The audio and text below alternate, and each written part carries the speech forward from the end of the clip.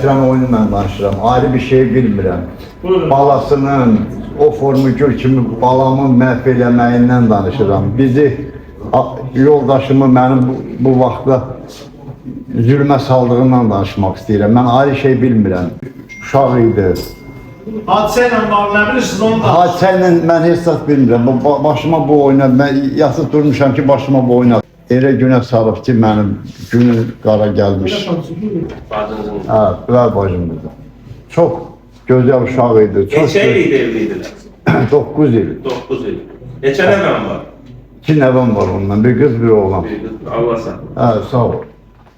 Onları yaman Sizin görürüz. tezlik qonşuluqda evlərimizin arası nə qədər olar? Deməli, 2 ev məndən əylədir. 2 ev yoxsa 2 otaq? 2 otaq. 2 otaq sizdən Hə, var. bizdən əylədir. Bunların arası necə idi ikisinin? Bunların arası Savaşsınlar eləsinlər, nə bilim. bir dənə davasını görməmişim. Bir Yalan. dəfə də olsun Hə, gördüm. bircə dəfə təzə gələndə vurmuşdu. Ondan sonra mən görməmişəm. Yalan deyil. Aydındır.